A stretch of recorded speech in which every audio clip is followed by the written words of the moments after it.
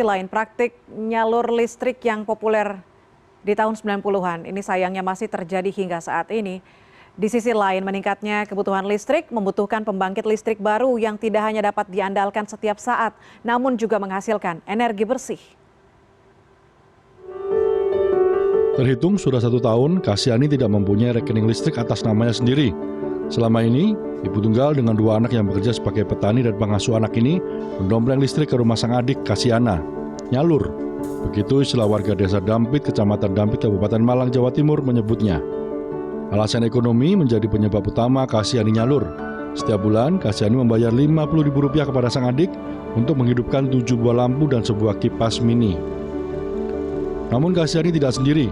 PLN ULP Dampit mencatat untuk tahun ini saja ada sekitar 700-an warga Dampit yang belum mempunyai meteran listrik sendiri.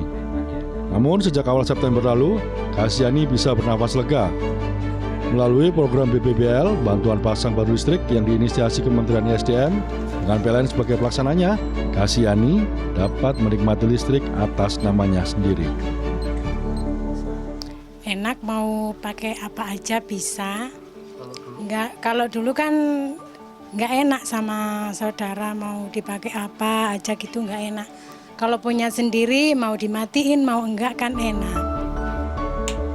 Praktik nyalur listrik ini nampaknya sepele, namun di balik itu tersembunyi bahaya yang mengintai. Jadi kalau paling bahaya untuk nyalur listrik dari tetangga ya, karena itu menggunakan kabel dan kabel itu juga biasanya tidak sesuai standar nasional Indonesia atau SNI. Jadi di situ kabel-kabel itu gampang terkelupas. Jadi terkelupas akhirnya kalau ada masyarakat aktivitas di situ akan membahayakan atau bisa tersengat aliran listrik. Setiap harinya dibutuhkan daya listrik sekitar 233.000 kWh untuk daerah Dampit saja. Kebutuhan PLN Dampit ini didukung berbagai pembangkit. Salah satunya pembangkit listrik hijau yang menggunakan tenaga mikrohidro atau PLTM. Adalah PLTM Taman Asri. PLTM yang berada di daerah Taman Asri, Ampel Gading, Kabupaten Malang, memanfaatkan aliran Sungai Rejo sebagai pemutar turbinnya. PLTM yang diambil perusahaan swasta PT Akasa Eko Energi ini mampu menghasilkan listrik sebesar 1,1 MW yang disuplai ke PLN Dampit dengan sistem PCP atau perjanjian jual beli. Kerjasama pembangkit hijau dengan PLN IUD Jawa Timur ini dimulai pada tahun 2020 dan rencananya akan berjalan hingga 25 tahun mendatang. Pembangkit listrik ini menggunakan debit air sebagai komponen utama penggerak turbinnya. Ketergantungannya terhadap aliran sungai tak selalu mulus.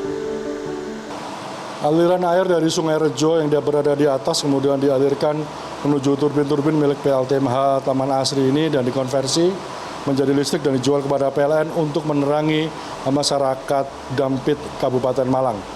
Dan ada 2 faktor yang biasanya menyebabkan debit air menjadi kecil. Yang pertama adalah faktor alam, yang kedua adalah faktor manusia. Anda tahu mana yang lebih berbahaya? Kalau untuk di PLTM Taman Asri memang lokasinya kan dekat perkampungan rumah Pak ya. Jadi untuk di sini untuk sampahnya paling banyak dari masyarakat. Ya. Sampahnya itu berupa pembuangan rumah tangga ataupun kayu juga ada, sampah dari makanan, dari botol, dan juga dari pembuangan masyarakat seperti pempes segala macam dan lain-lainnya. Sampah yang terus mengotori aliran sungai akan memperlambat debit air, sehingga aliran air mengecil, begitu pula dengan aliran listrik yang dihasilkan. Di sisi hulu, keberadaan hutan sebagai penyimpan air wajib dilestarikan. Perubahan fungsi hutan untuk pemukiman, villa, persawahan, dan lainnya membuat aliran sungai makin ciut. Ditambah perilaku masyarakat yang abai terhadap kelestarian lingkungan membuat kondisi sungai makin runyam. Sudah PLTM-nya itu proporsinya kecil, itu makin mengecil lagi. Karena apa? Ketergantungan kita kepada sungainya itu sudah tidak kayak dulu lagi. Nah, jadi di luar itu sebenarnya bagaimana mempertahankan tata ruang, khususnya hutannya ya. Jadi bukan tata ruang dalam artian permukiman, sawah dan sebagainya, tapi tata ruang khususnya keberadaan hutan itu sudah tidak bisa ditawar lagi karena memang terbukti alih fungsi lahan kita itu yang khususnya hutan itu memang tata ruang kita itu tidak berjalan dengan baik, belum berjalan dengan baik. Saat ini di Jawa Timur sendiri ada 3 tipe pembangkit listrik tenaga hijau, antara lain tenaga air PLTA, tenaga sampah PLTSA, dan pembangkit listrik tenaga mikrohidro alias PLTM. Total ada 30 pembangkit hijau yang berada di bawah naungan PLN Jawa Timur. Dari pembangkit hijau ini dihasilkan 308,37 MW. Hasil ini terhitung masih minim, karena dari total 14 juta lebih pelanggan listrik di Jawa Timur, konsumsi listriknya mencapai 10.239 MW per jam. Jika dihitung, pembangkit hijau ini hanya menyuplai sekitar 3% saja, yaitu sebesar 308,37 MW. Meski nampaknya kecil, ini adalah langkah awal penuh arti untuk perlahan mengganti pembangkit listrik dengan energi hijau.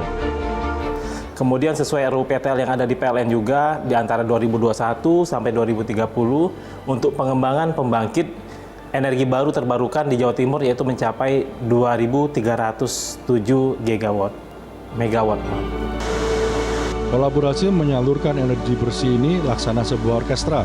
Setiap orang memegang peranan sama pentingnya untuk menjaga alam dari hulu ke hilir. Karena menjaga alam artinya menjaga kehidupan tidak hanya untuk kita, tapi untuk anak cucu kita nanti di masa depan. Ganjar Wicaksono, Kabupaten Malang, Jawa Timur.